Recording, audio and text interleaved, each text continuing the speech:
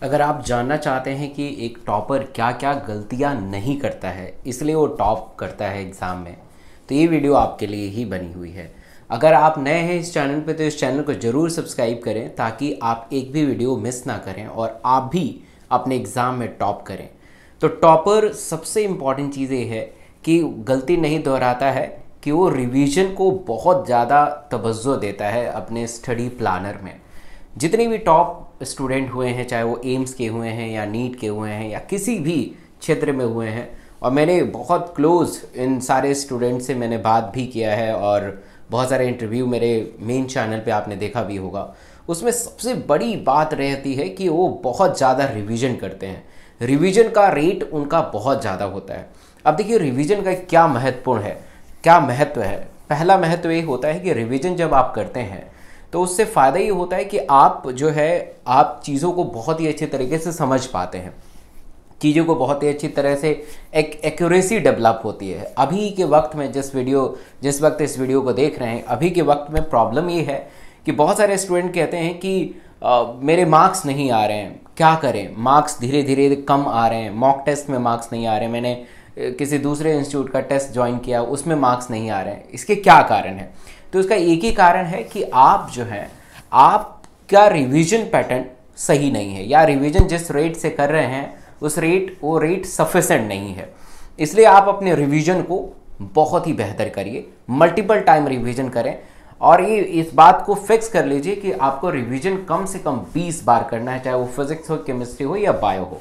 तो पहला चीज़, टॉपर ये कभी भूल नहीं करता है। टॉपर हमेशा जो है रिवीजन को सबसे ज़्यादा तवज्जो देता है, रिवीजन अपने स्टडी प्लान में रखता है। दूसरा इंपॉर्टेंट चीज़ है द प्रीवियस ईयर क्वेश्चन।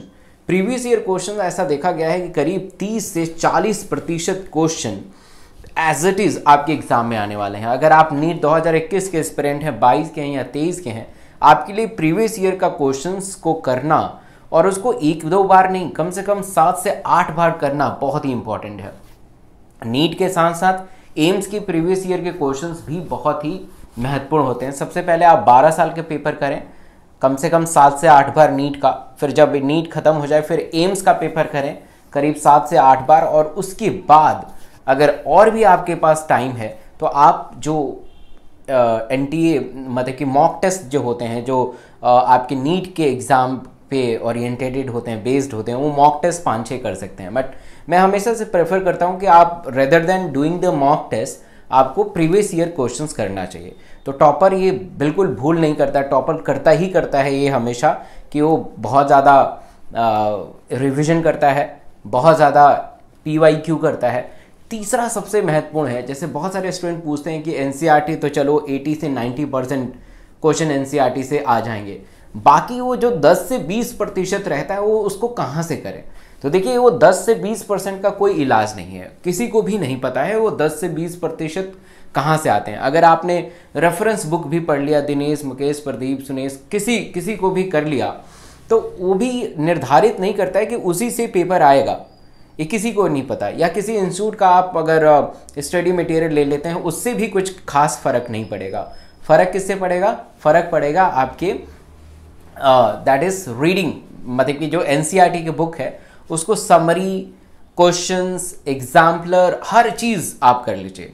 दूसरा है कि जो 10 से 12% क्वेश्चन है, जब आप प्रीवियस ईयर के क्वेश्चन करेंगे उसमें से कहीं ना कहीं बाहर के क्वेश्चन पूछे जाएंगे, क्योंकि हर एग्जाम में 10 से 20% क्वेश्चन बाहर से आता है।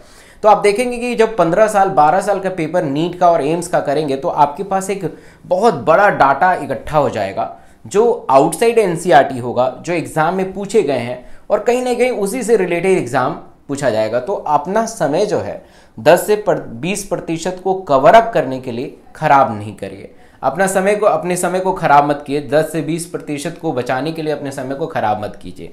तो ये बहुत इंपॉर्टेंट चीज़ है, इसको अगर आप सम्मिलित रूप से अपने स्टडी में लगाएंगे तो बहुत ही अच्छा होगा। अब बहुत बार प्रश्न पूछा जाता है कि टॉपर जो है अपने दिन में कितने घंटे पढ़ता है।